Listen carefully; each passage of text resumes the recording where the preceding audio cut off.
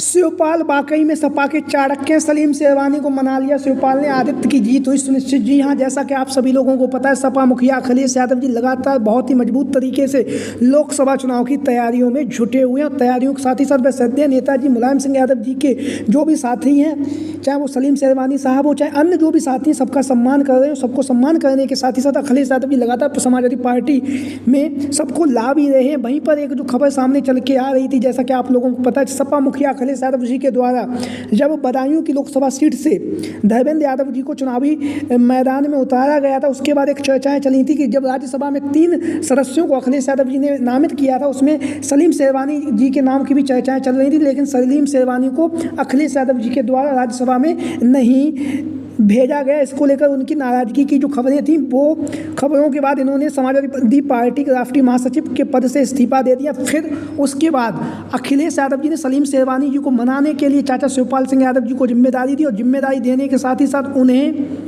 जो बदायूं की लोकसभा सीट है, वहाँ से समाजवादी पार्टी का प्रत्याशी घोषित कर दिया। प्रत्याशी घोषित होने के बाद शिवपाल सिंह यादव चाचा जी ने बदायूं की जो लोकसभा सीट है, जहाँ पर जो भी समाजवादी पार्टी के जो भी नेता नाराज थे, उन सबको मना लिया। मनाने के साथ ही साथ सलीम शेरवानी को भी अखिलेश यादव जी ने जो चाचा शिवपाल सिंह यादव जी को जिम्मेदारी दी थी, उन्होंने उस जिम्मेदारी को अपना निर्वाह किया। और निर्वाह करने के साथ ही साथ सलीम शेरवानी को एक बार पुनः मना लिया। और जो समाजवादी पार्टी का जो चुनाव कार्यालय बनाया गया है बदायूं में, उसका उद्घाटन सलीम शेरवानी साहब से ही करवाया गया है। तो लगातार अखिलेश यादव जी सभी समाजवादी साथियों को एक साथ जोड़ रहे हैं। कोई भी किसी को नाराज नहीं कर रहे, चाहे वह नेता कार्यकर्ता कुछ भी हो, सबको एक साथ ले रहे हैं। अगर किसी की लोकसभा चुनाव में टिकट कट भी गई है, तो अखिलेश यादव जी विधानसभा चुनाव में उसे भरोसा दिला रहे हैं, क्योंकि चुनाव आते जाते रहते हैं। अभी लोकसभा का चुनाव है, लोकसभा के बाद मेयर के चुनाव होंगे, मेयर के चुनाव के बाद जिला पंचायत के चुनाव होंगे, जिला पंचायत के बाद विधायकी के चुनाव होंगे, विधायकी के बाद राज्यसभा में सदस्यों के भी चुनाव होंगे। तो इस तरह से चुनाव आते जाते रहते हैं। तो इसलिए अखिलेश यादव जी लगातार हर एक नेता को, हर एक कार्यकर्ता को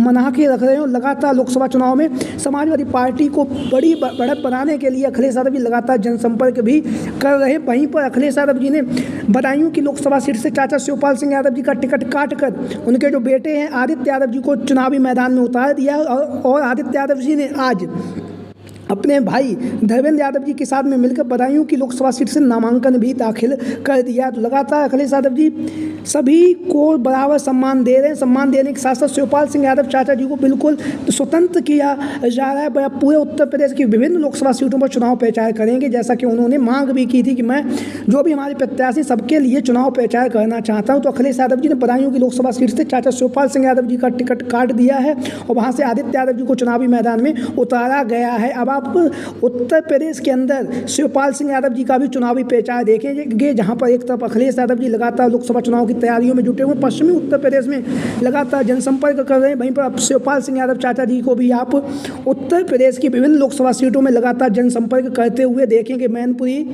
इटावा, फिरोजाबाद, जो भी आसपास की जो भी सीटें हैं, उन सब सीटों पर जहां पर भी शिवपाल सिंह यादव जी का, वैसे तो पूरे उत्तर प्रदेश में दबदबा है, लेकिन कुछ जो लोकसभा सीटें जहां पर शिवपाल सिंह यादव जी का बहुत ही ज़्यादा अहम बोलबाला भी है, तो इन सीटों पर आप जल्द ही शिवपाल सिंह यादव जी को समाजवादी पार्टी के स्टार प्रचारक के रूप में भी देखेंगे। लगातार वह लोकसभा चुनाव की तैयारियों में जुटे हुए बहुत ही धुआंधार तरीके से शिवपाल सिंह यादव चाचा जी ने एक बार पुनः साबित कर दिया है कि समाजवादी पार्टी के वो चाणक्य हैं। उनके सामने अच्छों की पेश नहीं चलती। चाहे फिर बदायूं की लोकसभा सीट में जो उठापटक थी, उसको शिवपाल सिंह यादव जी ने शांत करा लिया। मैनपुरी के उपचुनाव में हम लोग देख भी चुके हैं, और उसके साथ साथ घोसी में जो विधानसभा का उपचुनाव हुआ था, उसमें भी हमने देखा था सुधाकर सिंह जी रिकॉर्ड मतों से विजयी हुए थे। जब शिवपाल सिंह यादव चाचा जी जब तक समाजवादी पार्टी में अब पूरी तरह से आ चुके हैं, तो अब समाजवादी पार्टी में एक नई ऊर्जा आई है। नई ऊर्जा के साथ एक नए जोश का भी संचार हुआ, क्योंकि शिवपाल सिंह यादव चाचा जी लगातार जो भी समाजवादी पार्टी के नेता कार्यकर्ता सबको एकजुट